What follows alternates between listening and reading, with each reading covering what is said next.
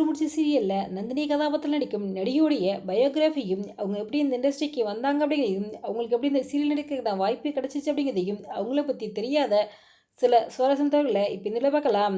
மூன்று முடிச்சு சீரியலில் நந்தினி கதாபாத்திரத்தில் நடிக்கும் நடிகையுடைய ரியல் நேம் ஸ்வாதி கொண்டே. இவங்க பிப்ரவரி 28, 1992 கர்நாடகாவில் இருக்கக்கூடிய தும்கூரில் தான் பிறந்திருக்காங்க. இவங்களுக்கு ஒரு சிஸ்டர் இருக்காங்க. இவங்க கர்நாடகாவில் இருக்கக்கூடிய சேத்தனா வித்யாலயா மந்திரியா ஸ்கூலில் தான் தன்னுடைய ஸ்கூல் ஸ்டடீஸை படிச்சிருக்காங்க. அதன் பிறகு ஸ்ரீ சித்தாங்கா பியூ கேர்ள்ஸ் காலேஜில் காலேஜ் ஸ்டடீஸை படித்து முடிச்சிருக்காங்க. ஸ்வாதி சோசியல் மீடியாவில் எப்போவுமே ஆக்டிவாக இருப்பாங்க. நிறைய ரீல்ஸ் வீடியோலாம் ஷேர் பண்ணுவாங்க. இவங்க சொந்தமாக ஒரு யூடியூப் சேனல் வச்சு ரன் பண்ணிக்கிட்டு இருக்காங்க.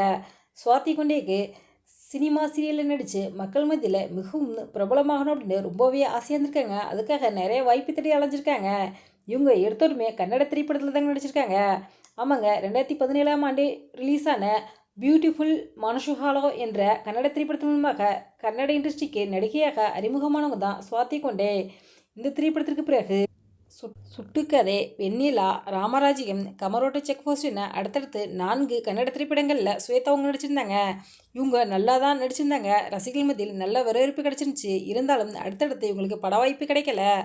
அதன் பிறகு தான் 2021 பிரபல தொலைக்காட்சி டெலிகாஸ்டான கன்னட சீரியலான யாரு வாழு என்ற சீரியல் மூலமாக சின்னத்திரைக்கு நடிகையாக அறிமுகமானாங்க. அந்த சீரியலில் நடிச்சு கொடுக்கும்போது தான் இவங்களுக்கு தமிழ் சீரியலில் நடிக்கிறதுக்கான வாய்ப்பு கிடச்சிச்சு. தமிழில் நடித்தா தனக்கு நல்லா வரவேற்பு கிடைக்கும் அப்படின்னு நம்பி உங்கள் சென்னைக்கு வந்து தமிழ் சீரியலில் நடிக்க ஆரம்பித்தாங்க. ஆமாங்க, பிரபல தொலைக்காட்சியில் டெலிகாஸ்டான ஈரமான ரோஜாவே சீரியல் சீசன் 2ல் பிரியா கதாபாத்திரத்தில் நடிகை ஸ்வாதி கொண்டே அவங்க நடிச்சிருந்தாங்க. இவங்க நடிப்பு ரசிகர்கள் மத்தியில் நல்ல வரவேற்பு கிடைச்சிருந்துச்சி. இவங்களுக்கு ரசிகர்கள் நல்ல ஆதரவு கொடுத்தாங்க. சீரியலும் நல்லா தான் போய்ட்டு இருந்துச்சு. எதிர்பார்க்காத சூழ்நிலை திடீர்னு ஈரமான ரோஜாவே சீரியல் சீசன் 2 முடிச்சிட்டாங்க.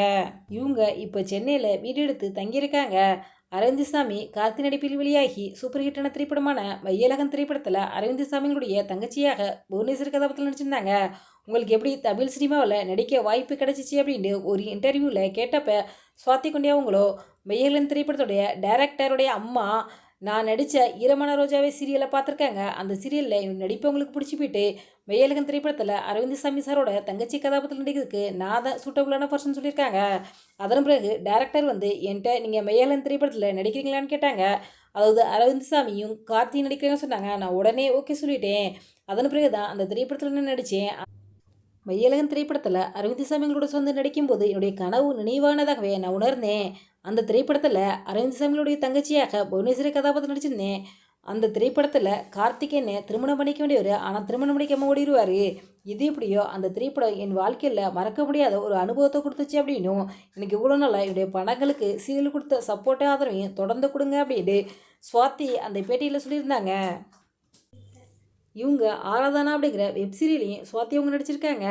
இவங்க ஈரமான ரோஜாவே சீரியல் சீசன் 2ல் பிரியா கதாபாத்திரத்தில் நடிச்சது மூலம் தமிழ் சின்னத்திரை சீரியலிடையே மிகவும் பிரபலமானவங்க அப்படின்னு சொல்லலாம்.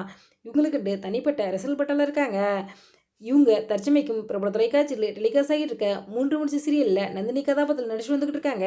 நீங்கள் இந்த சீரியலில் விரும்பி பார்ப்பீங்களா? இந்த சீரியலில் உங்களுடைய நடிப்பு எப்படி இருக்குது அப்படிங்கிற உங்களுடைய கருத்துக்களை எங்களுடைய கமெண்ட்ஸில் கமெண்ட் பண்ணுங்கள். இந்த வீடியோ உங்களுக்கு லைக் பண்ணுங்கள், ஷேர் பண்ணுங்கள், கமெண்ட் பண்ணுங்கள். மறக்காம எங்கள் ரெட் டபுள் 2 பாயிண்ட்ஸில் சப்ஸ்கிரைப் பண்ணுங்கள்.